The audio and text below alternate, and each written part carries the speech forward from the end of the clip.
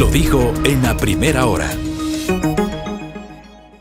7:06 en la mañana, le saludamos a quienes ya se unen, se van uniendo a nuestra sintonía. Despertarse, por favor, despertarse, hágale al cafecito, perdón, permítame. ¿Usted ya se acabó el café? Ya me lo acabé. ¿Qué ves? ¿Ah? Bueno, ya mismo nos sirven, nos ponen un refil de café. Bueno, a la distancia le enviamos un saludo al doctor Juan Pacimiño, articulista e historiador que nos atiende de modo telemático. Mi doctor, ¿cómo le va? Bienvenido. Gracias, Fabricio. Especial saludo para Sonorama, para todos los oyentes y quienes nos están escuchando. Pues aquí siempre atento a las realidades del país, tratando de comentar algo cuando es necesario y tratando además de vincular la situación del país a lo que es el conjunto de nuestra América Latina, porque si no, estamos realmente viendo un país como que fuera una isla y no vemos el conjunto de lo que está ocurriendo en América Latina. Esa es una labor académica, bueno, en la que permanentemente sigo. Así es que renuevo mi agradecimiento por la invitación y por esta entrevista. A usted, doctor, siempre generoso en atendernos. A ver, voy a leer un mensaje. Hice un comentario sobre el tema salarios y es un poco el tema con el que quiero empezar este diálogo con Juan Pacimiño. El colega Cristian Salinas os había escrito y dice: aunque el contexto económico actual de Ecuador no es el mismo que hace 13 años, es bueno recordar que en el año 2008 el gobierno de la época hizo un incremento del salario básico de $30. Y aunque los empresarios pusieron el grito en el cielo, no hubo la quiebra que ellos manifestaron. Mensaje de uno de nuestros oyentes. Yo le pregunto a usted. Presidente de la República, candidato en su momento, hizo una oferta, una propuesta de campaña, subir el salario de $400 a $500. Esa fue la propuesta de campaña, luego la matizaron y dijeron, bueno, $500, pero en los 4 años. Entonces hay gente que dice, los dirigentes de los trabajadores dicen, bueno, si son $100 en los 4 años, vamos $25 por año. Yo no sé si eso se va a cumplir, o sea, no he leído en ninguna parte referencias si es que este año se va a subir para el próximo año $25 o algo menos. Pero ¿cómo ve usted esta discusión sobre lo que va a pasar con la fijación del salario básico para 2022, doctor Juan Pacimiño? Hay dos ámbitos dentro de los cuales se puede visualizar esta situación. Uno es el ámbito histórico estricto y otro es el ámbito económico. Desde el punto de vista histórico, nada ha impedido que en el pasado se suban salarios más allá de la inflación. Recuerde el asunto que ocurrió con el gobierno de Jaime Roldós Aguilera. Se duplicó el salario. Es decir, por acuerdo de la Asamblea, y el presidente lo aceptó, el salario subió de 2.000 sucres a 4.000. Y eso no implicó el quiebre de las empresas, la muerte de las inversiones, el desaparecimiento del Estado, etcétera. Y si es que adoptamos esta perspectiva histórica de largo plazo, siempre los salarios han subido y nunca han sido afectados las empresas. Desde el orden económico es necesario subir y bastante el sueldo en el Ecuador, el sueldo y los salarios, porque incluso durante la pandemia los grandes grupos económicos han acumulado ganancias extraordinarias, pese a que dicen que se han reducido sus ventas y se ha reducido su actividad económica, lo cual es cierto, pero la acumulación de ganancias ha continuado. De tal modo que los análisis que ha hecho, por ejemplo, la Unidad de Estudios de la Coyuntura del Instituto de Investigaciones Económicas, da cuenta que en los grupos económicos hay gente que está ganando en la actualidad más de $440.000 mensuales frente a aquellos que ganan $2.000 mensuales. Es decir, hay una diferencia brutal. Y además hay que considerar que hay una especie de ley como la de la oferta y la demanda, es una ley económica que no se la suele mencionar, pero hay que tomarla en cuenta, que es la relación entre salario y tasa de ganancia. Cuando aumentas los salarios, lo que disminuye es la tasa de ganancia. Y eso explica el comportamiento empresarial. No quieren perder. Y por consiguiente el salario se convierte en un costo, se convierte en algo que desincentiva sus inversiones y cualquier otro sea el argumento. Al final es un asunto de estricta sujeción hasta matemática. Aumenta el salario, disminuye la tasa de ganancia. Y eso es todo en el plano económico estricto dentro del capitalismo. Pero hay que ir más lejos que esta situación. Es necesario considerar que también debemos avanzar como sociedad y por consiguiente el salario es un componente también de la construcción de una economía social. ¿Esto qué implica? Que subiendo salarios también se debería tener un juego de servicios públicos que alienten, que sirvan como adicionales al salario. Educación, medicina, seguridad social. Pero si todo ello estás destruyendo, entonces el salario se convierte en el único mecanismo de supervivencia de la gente. Y un salario de $400 en el Ecuador es un salario miserable en un país dolarizado, y por consiguiente hay que pensar que hay que avanzar sobre ese salario, pero además ojalá se pudiera construir un tipo de economía social. Doctor. Eso que estamos lejos de un tipo de economía de bienestar, ¿no? Doctor. Porque solamente termino con esto. Sí, doctor. Porque el modelo económico que se ha seguido en el Ecuador desde 2017 es un modelo empresarial. Y eso ya tenemos experiencia histórica en toda América Latina. Ese tipo de modelo empresarial neoliberal agrava las condiciones de vida y de trabajo de la población. Doctor, lo que le quería preguntar es lo siguiente. Usted decía $400 es un salario miserable. Vea, seguramente los dirigentes empresariales y algunos analistas económicos le van a cuestionar porque han sostenido sistemáticamente que Ecuador es un país poco competitivo porque tiene uno de los salarios más altos de la región. ¿Usted qué le responde ahí? Cierto es, Chile tiene $441 mensuales, Uruguay 423, Ecuador está en el tercer lugar con 400. Qué grave que sean peores que Ecuador países como Brasil, como Perú y como Colombia, que tienen salarios, Colombia $261 y de allí para abajo. Si en el Ecuador un salario de 400 es un salario miserable, ¿cómo será la situación de los trabajadores en los otros países? Y además estamos hablando de un país dolarizado. Bueno, se suele decir que esto afecta la competitividad, etcétera. No es así. El salario, insisto yo, tiene relación directa con las ganancias. ¿Cómo así entonces, si tenemos este salario, los grupos económicos logran evadir 7 mil millones de dólares, evadir impuestos, lo que equivale, de acuerdo con un estudio de la evasión tributaria en Ecuador, equivale a 5 años de subsidios entre 2015 y 2020, subsidios a los combustibles, que equivale a esos mismos 7 mil millones. Y aún así hay quejas, y puedo abundar en datos, como los megagrupos económicos, algo dije, ganan más de $414,000 mensuales, es decir, 207 veces lo que ganan las personas con ingresos de $2,000, y sin embargo dicen que no pueden ser competitivos con eso. ¿Cómo es así que en cuanto a los datos de la misma economía, las 100 grandes empresas venden 152,9 millones de dólares, obtienen 14,200 millones de utilidades y por impuesto a la renta contribuyen con 3,6 mil millones de dólares, lo que representa tan solo el 2,36% del ingreso en el quinquenio 2016-2020? Y sin esos datos, sin considerar estos datos, se sigue hablando de que no hay competitividad, las inversiones no fluyen. Bueno, ¿dónde está esa concentración de la riqueza entonces? O no se considera esta situación al momento de hacer un análisis de los salarios.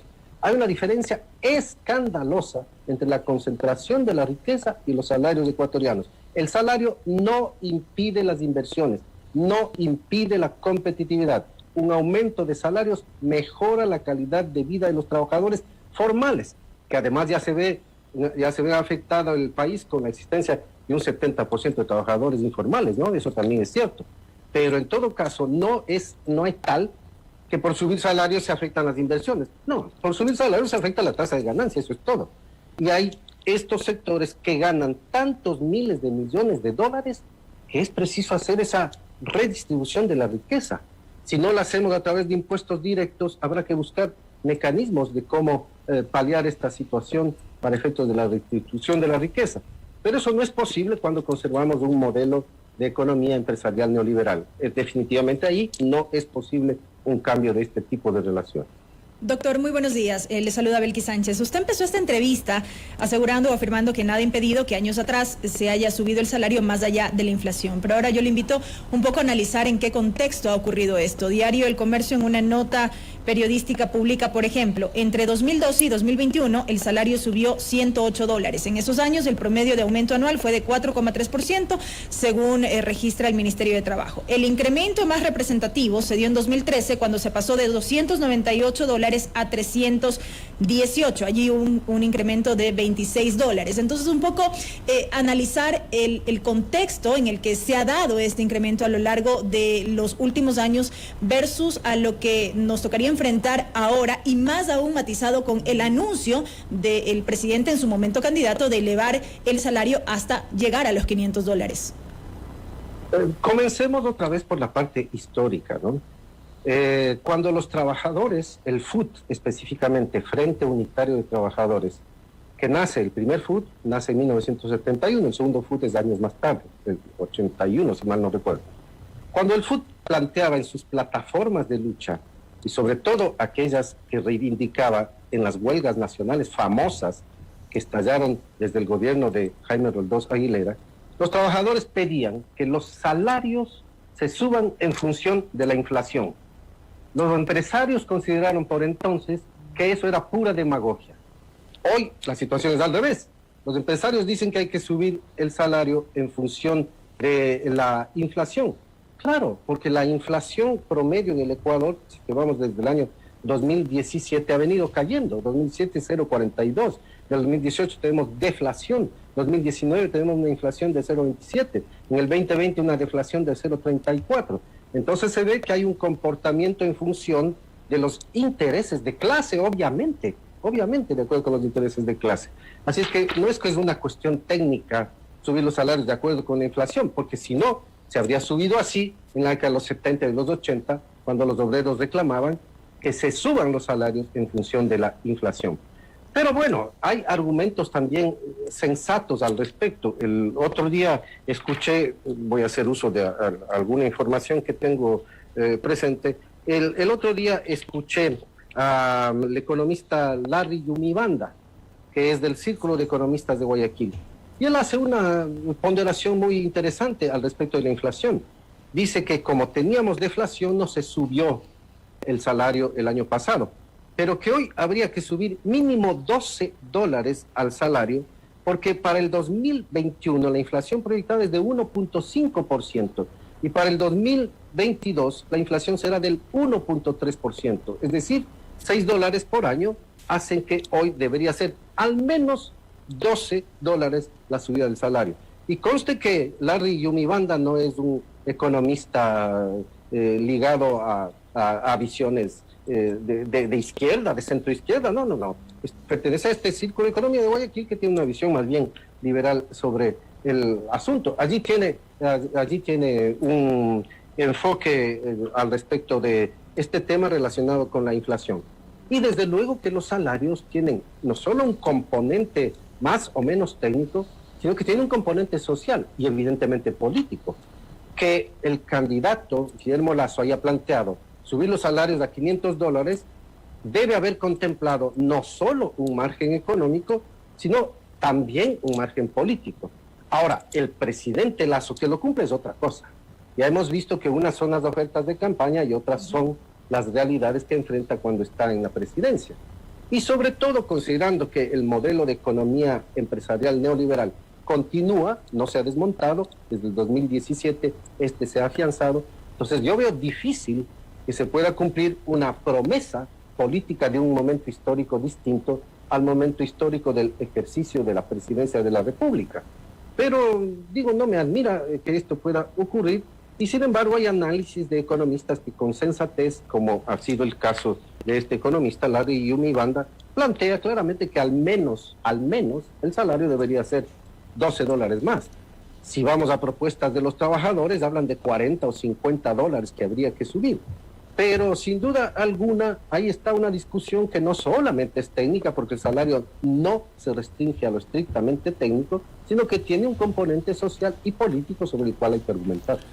Ahora bien, doctor Pacimiño, el ministro del Trabajo, Patricio Donoso, y esto lo publicó diario El Comercio hace pocos días, ha adelantado que el incremento será hasta 2025, o sea, de 400 a 500, y ha dicho el ministro, no hay una cantidad fija o meta de incremento para cada año, o sea, capaz que nos dicen a los ecuatorianos, saben que este año será $5, pero el próximo año, si la situación mejora, podría ser mucho más.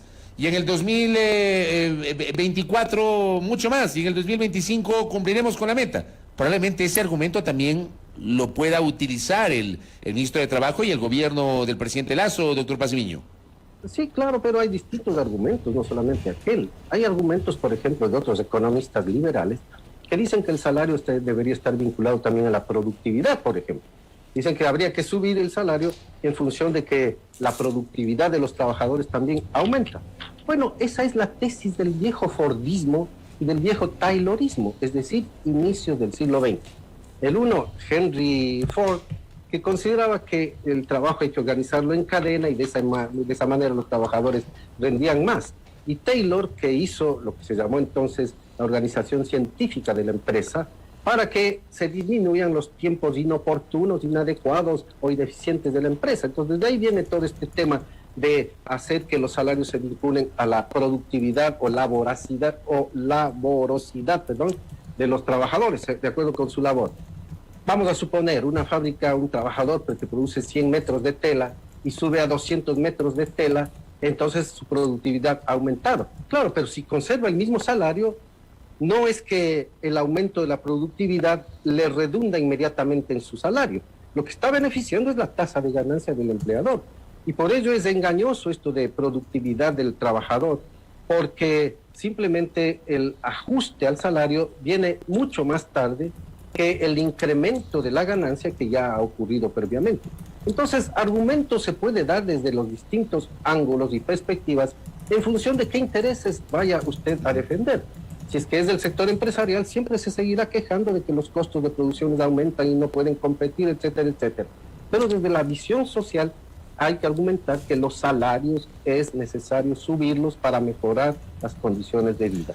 Que en ambas fórmulas se pueden hacer estructuras técnicas, claro que sí, pero en un ambiente en que la conflictividad social se agudiza, los trabajadores no tienen, por cierto, las mejores condiciones como para triunfar con sus tesis. Hay que tomar en cuenta que vivimos un modelo empresarial. Hay que tomar en cuenta que tenemos un Ministerio del Trabajo proempresarial, no prooperario. Hay que tomar en cuenta que las perspectivas del gobierno actual son perspectivas proempresariales. Hay que tomar en cuenta que existe un 70% de trabajadores informalizados cuya existencia nomás presiona a la baja del salario en términos de oferta y demanda.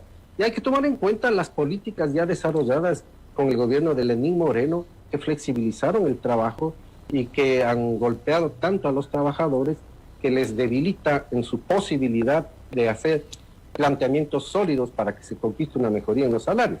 Y finalmente, la debilidad de las centrales de trabajadores y la falta de representatividad y legitimidad de algunos de los dirigentes de los trabajadores, y eso es admirable en una institución, por ejemplo, como el FUT, que tan importante rasgo histórico tuvo en el pasado. Ahora bien, doctor, año a año, cada vez que nos vemos abocados a esta discusión respecto del incremento del salario básico unificado, inevitablemente llega o interviene esta discusión también en lo que tiene que ver con el costo de la canasta básica. ¿Cómo alcanzar este equilibrio entre un eventual incremento frente al costo de la canasta básica anual? También depende del concepto que se maneje de canasta básica, ¿no? Hay una metodología del Instituto Nacional de Estadística y Censos que es el que fundamenta a la ley, y por eso anualmente la canasta básica también cambia en función de esta apreciación que hace el Instituto, el INEC. Pero anualmente hay que revisar los salarios, eso está hasta por la Constitución, está mandado, ¿no? Artículo 328 de la Constitución dice que el Estado fijará y revisará anualmente el salario básico establecido en la ley, etcétera, etcétera. Entonces, claro, el cálculo del salario básico lo hace una institución técnica como el INE, pero hay metodologías también como para que el salario no suba y hay otras metodologías como para que el salario sí suba. Y en ese entrampamiento, otra vez, hay que pensar en la diferenciación que tenemos entre empresarios y trabajadores y sus visiones al respecto de la economía, o entre economistas neoliberales y economistas democráticos, progresistas, más de centro hacia la izquierda, que siempre tienen una visión distinta a la economía neoliberal, así es que no hay un término que equipare. Lo que a mí me parece es que hacia futuro en el Ecuador tenemos que construir un verdadero consenso de clases, porque nos está golpeando mucho la vida y las condiciones de trabajo esa falta de consensos de clase. En Europa se llegaron esos consensos de clase después de la Segunda Guerra Mundial, que les permitió desarrollar economías sociales de mercado para el bienestar. Bueno, eso en parte se aflojó con el neoliberalismo, pero hoy Europa está regresando a lo que llaman el nuevo bienestar.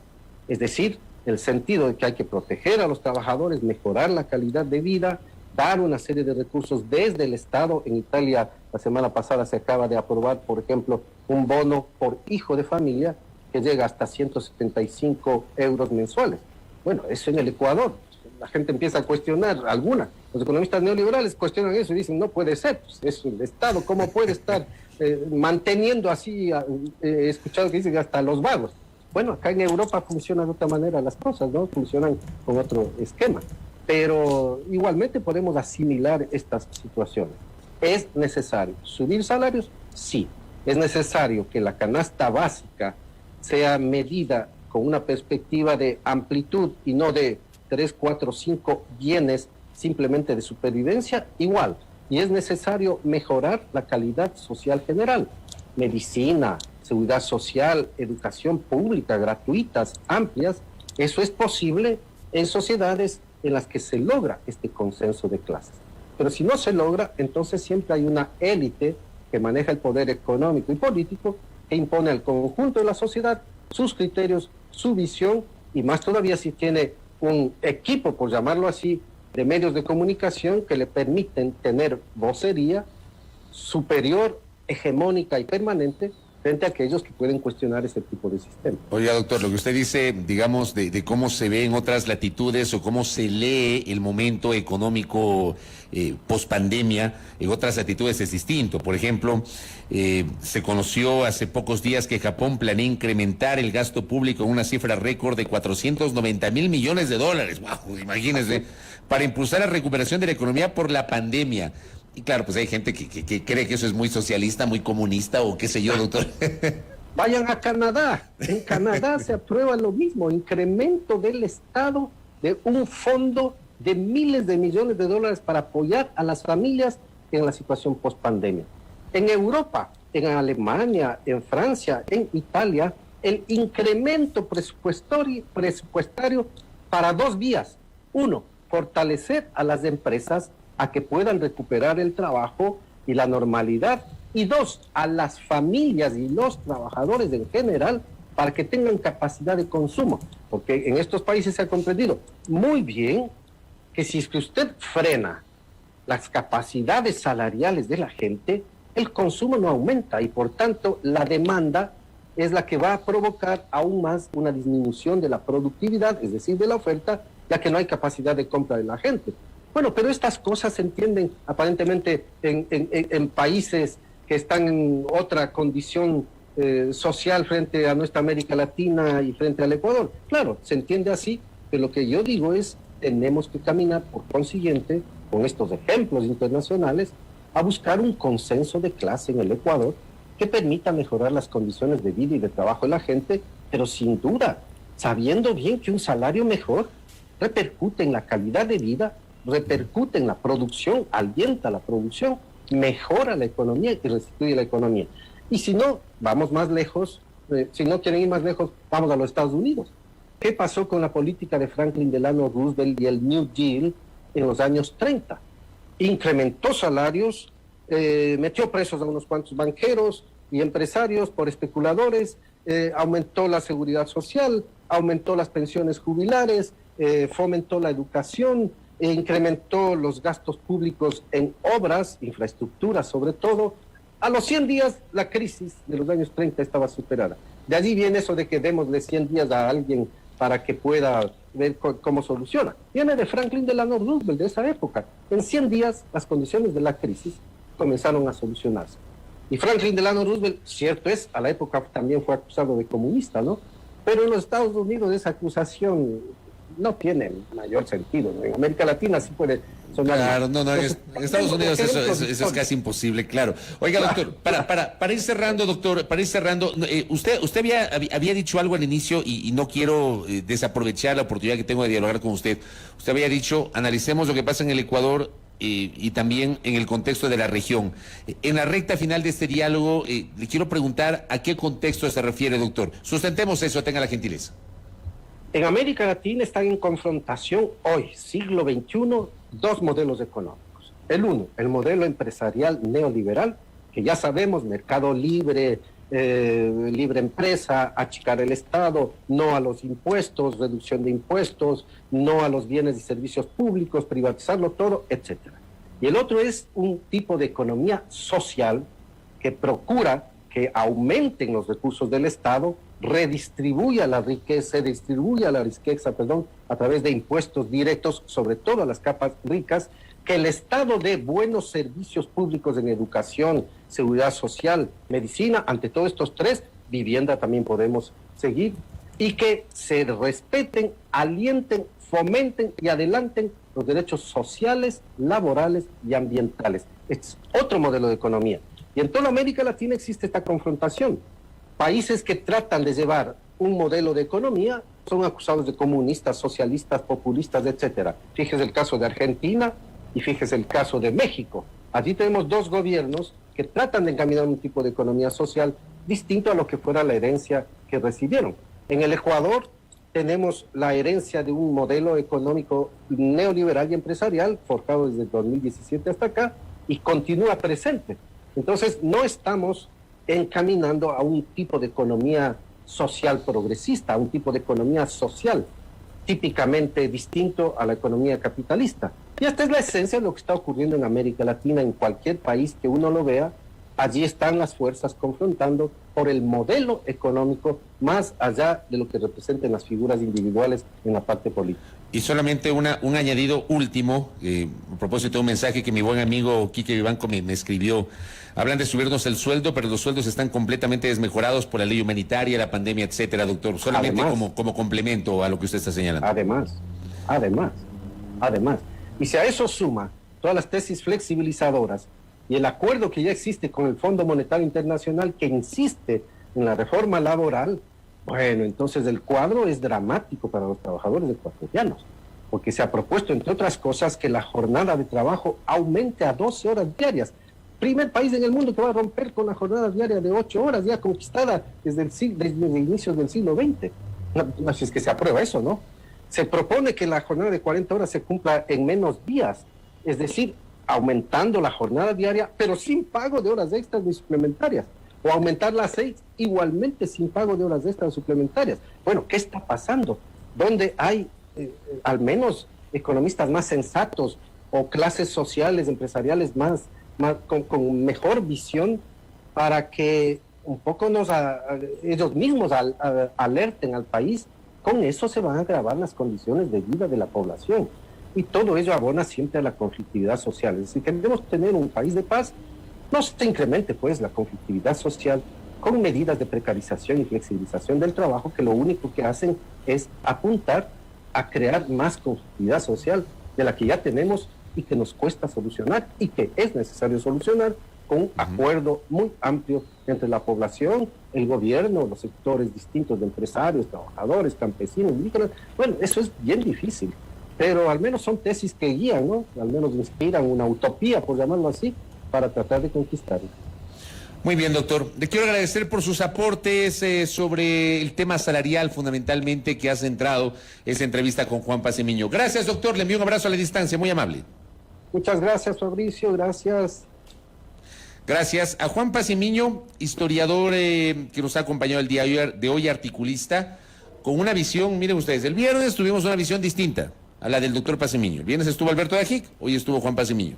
Esa es la idea, que ustedes tengan diversas alternativas para escuchar y para tener su propia valoración, y se las ofrecemos como corresponde en este espacio, procurando garantizar justamente la pluralidad que es el sello de este noticiero. A primera hora por Sonorama, la gran señal nacional.